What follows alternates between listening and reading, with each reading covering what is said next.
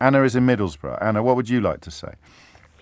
So first, before I say it, firstly, I'd like to say that I do agree with probably 99% of your politics. Of course. But I do find sometimes that you're quite condescending. I'm sure I and am. think that people they can come to these conclusions just because, like, they read and hear things. What else happens, do you think? So I come from quite a low-class area, and it is an area where a lot of asylum seekers and refugees get put. My dad's a 70-odd-year-old ex-scaffolder. In fact, he was only finished scaffolding 67 years ago. A few years ago at 67. He was scaffolding up until the age of 67. Yeah. He's now on a pension. He can barely afford to eat or put his heating on, living hand to mouth. And we live in an area where it started off with one family because it's a working class area, but it's a nice area in a working class area. So it's quite sought after accommodation. And they were from Syria. They were put there because they were chased out of another area. The people in where my dad lives welcomed this family. And actually, my dad stood guard on this house one night when some racists were trying to get at them. But since then, quite a lot of their extended families have been moved into the area. We've seen, like, my dad sees them, they've all got nice cars, nice clothes, mobile phones. And it does get my dad upset when he can barely afford to, get a week's shopping in. Yes. And does he believe that they've been given their cars and their phones by the government or something like that? Well, we do know that they do all get a hand up to get started. Now, they are grafters. I'm not taking anything away from them because I actually agree that we do need to help people. So they're working?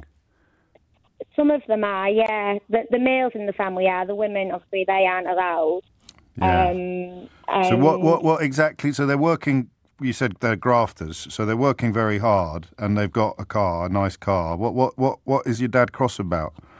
No, it's not. It's because of the area we live, and it's like, obviously, whenever like any of the council houses has become available, it's been given to an asylum seeking family. Yeah.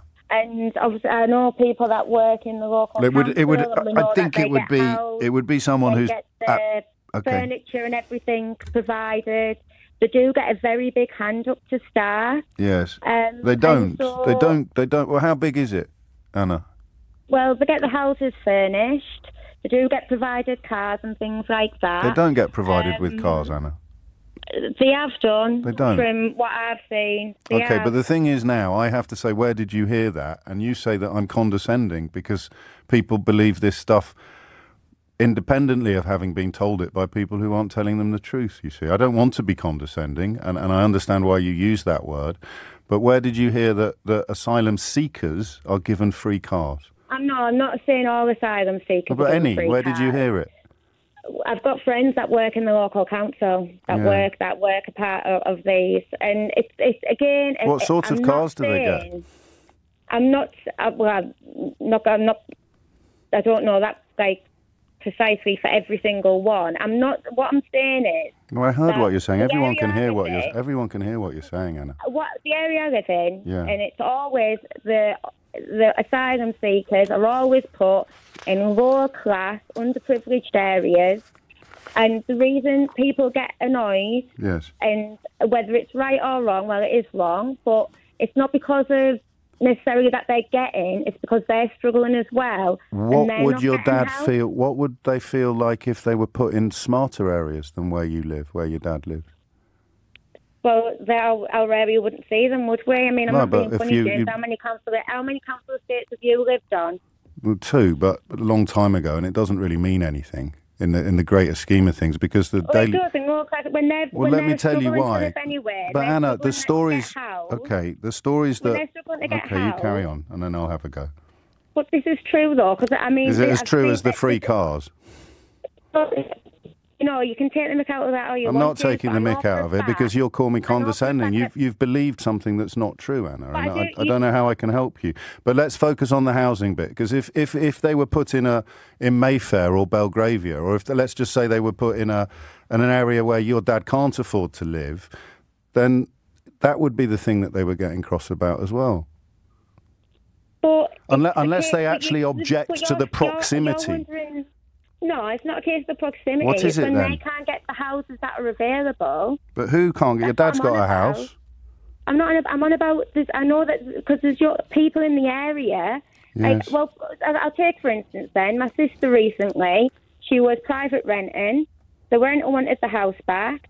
My sister was trying to get a house and she couldn't get a house for love nor money. Yes. So where is she now? Renting again. She's having to private rent again.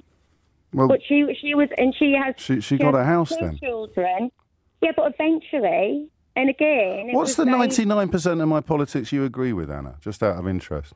Because I'm not saying that we shouldn't be helping. What I'm saying is the reason people are getting angry. They shouldn't. Well, I don't. But you're getting angry about free cars that don't exist, and about people being housed in the poorest parts of town. Whereas if they were being put, I'm not getting angry. I'm trying to explain why people are angry. But they're angry about things that aren't real.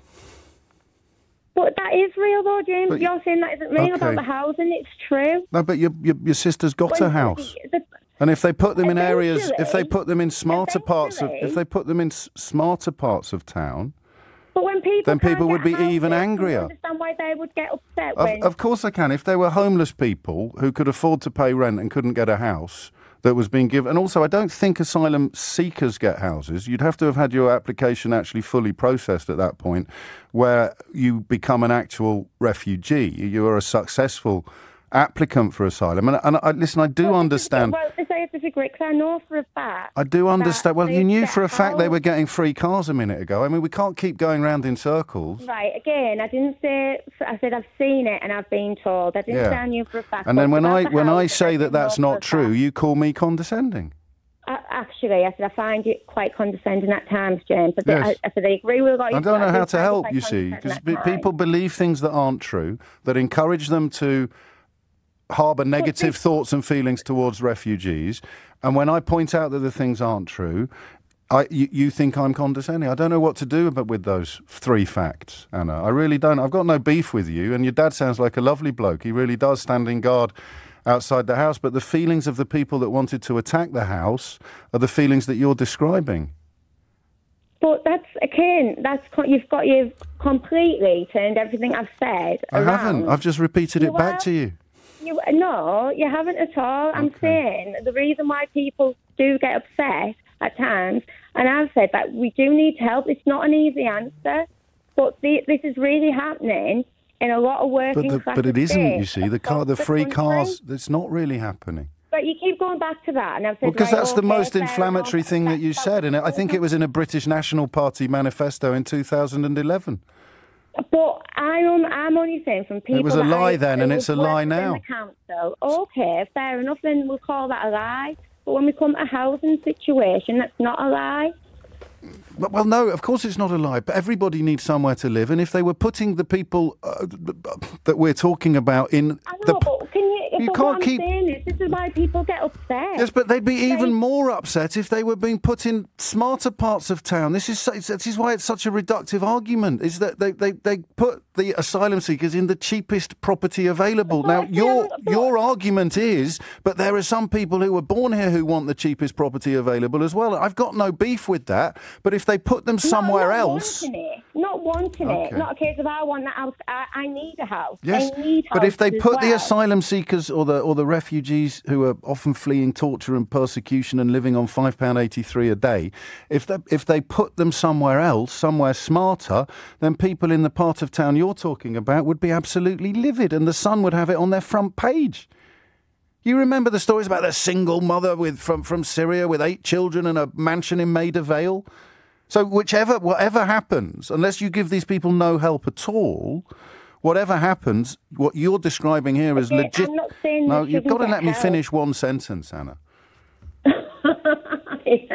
You say you're not condescending. No, I'm really not. I'm just asking you to let me finish one sentence because you can't hear what I'm saying if you're talking. Whatever they did, the feelings you're describing would still exist. There's nothing that can be done differently.